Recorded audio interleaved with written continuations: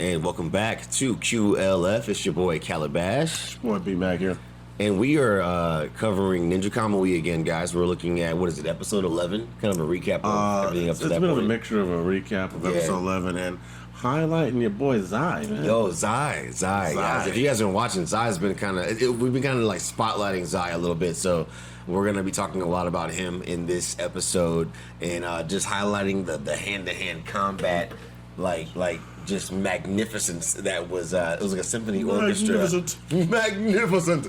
But, so Mac, start us off, man. What we got here? All right, so this episode picks up off of last week's episode where you got Higan and Zai. They was already squaring up. Yeah. They were squaring up in their mech suits. With the Kazoku gear. Right, with the Kazoku gear. Yeah. So essentially, they're going at it. They're looking evenly matched, and that episode ends with them saying, fuck it, let's ditch the suits, let's do this. So this episode, right, I'm going to talk about how this episode is so real, bro.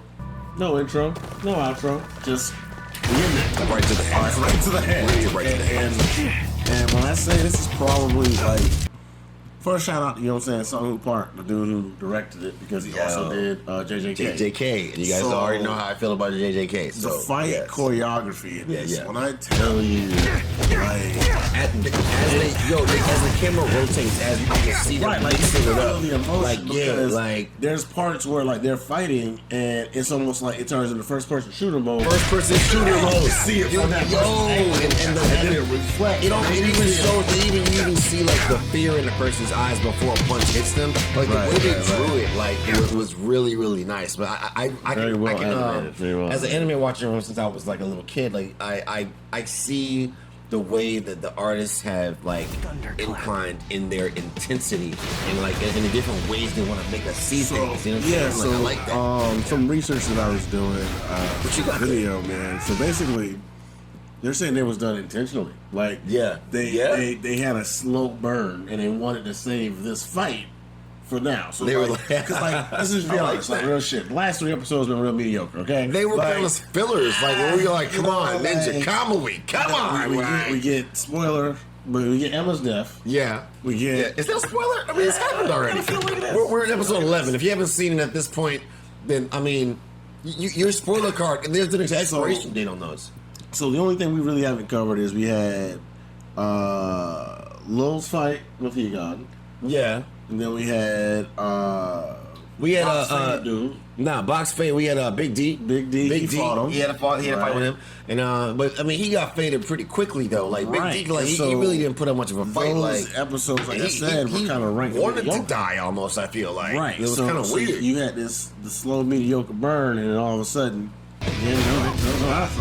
Straight fucking hand. So then, like, we move forward through the episode, and all of a sudden we got the white boy sitting there, right? The guy with the glasses and whatnot. You know what I'm saying? And corporation dude. So he thinks he's got one up on Yamaji. Right, so he's calling Yamaji like, yeah, man, just so you know what I mean? Like, you know what I'm saying? Everything was cool, man. I really like making the gear with y'all, man. That was real fun and all that, you know what I'm saying? But I didn't know you felt like this. Plays the clip of homie, you know what I'm saying, telling buddy we can make our own Gosoku gear.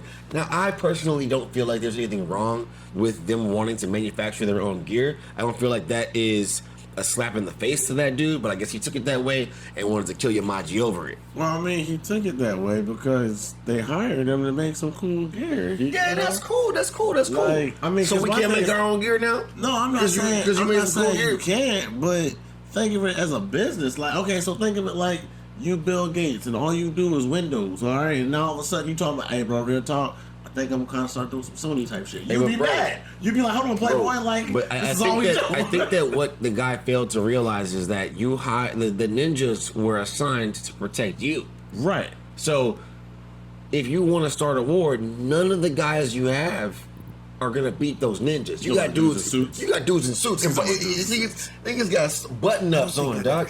Like niggas coming to work, man. He just getting his Keurig coffee, fucking K cup, nigga. Like, right, you know what I'm saying? He come out there and slice, nigga. It's over with. You can't. There's no competition between like regular Joes trying to like. I mean, look at like national security. The guys who guard the president. Say ninjas were to descend upon like you know what I'm saying? Actual ninjas. Like what y'all gonna do? What y'all gonna do? It's I mean, they might get one or two.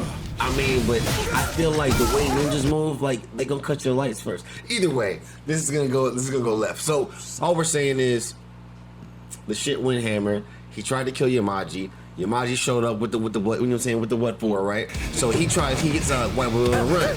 So he book it. Now fucking he gets to the elevator. And Dilly pops up. He fucking put whoever was coming to the elevator. Whoever comes about to catch one. So he got the gun out.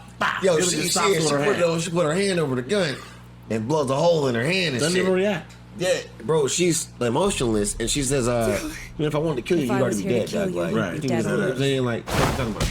Now, QL Evers, let's talk about something here. He shot her through the hand. We can play it again. He shot her through the hand, right? In later clips, that wound is nowhere to be seen. I'll deal with them even if you miss. Look deeper into that and say that this is some sort of secret regeneration, secret technique that Dilly may have, because everybody has one.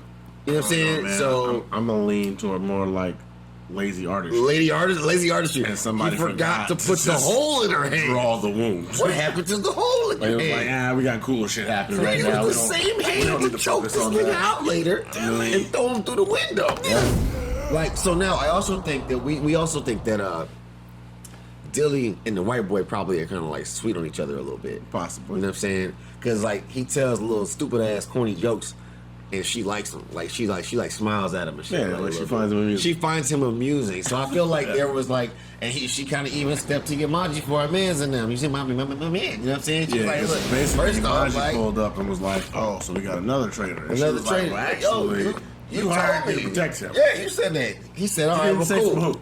But Yamaji said, stand on that then, because let's see how good you do your job. You know what I'm saying? Like, we still going, you know what I mean? It's still mittens at the end of the day. Right. But, so she throws Buddy through the window, and we think that she kind of like went back to Yamaji's side, right? That's kind of what we were looking at, but all of a sudden we see the helicopter come up, boom, Buddy done caught on to the yeah. Like, I don't know how he got the hands. His uncoordinated. Hey, first of all, real shit. Like, he would have like the worst rope burn, bro. He wasn't wearing gloves, bro. It just jumped on maybe I don't know. Maybe she put a magnet on him or something. I don't know. But apparently he caught the shit and then he got whisked away. So now all that plot armor. It's Dilly versus Yamaji and them, and we probably know how that's going to end. All right. So yeah, well, they got 2 more episodes in the season, so we'll come back and touch them. I'm rooting for a good fight for Dilly. I want to see her like throw some good hands there, man. Word. Like that's gonna be dope.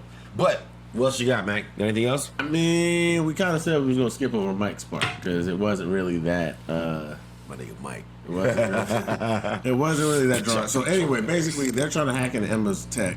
Yeah. And right now they're being hunted by local officials. Yep. That's really about all that really happened right there. I mean, it's like the cop shit like is happening in the background. You know what I'm saying? The people who aren't ninjas, the people like you know how they have to have actors in the movie to kind of make it a movie, but we're really there to see the ninjas. You know what I'm saying? That's what's happening with Mike right now. So we're gonna go ahead and end it right there. QL11s. We'll see you on episode 12 and 13, which is probably where it's gonna end, right? Yeah. Only 2 more left. So yeah, we'll catch y'all later, man. K-Bash. Be back. We out. Peace.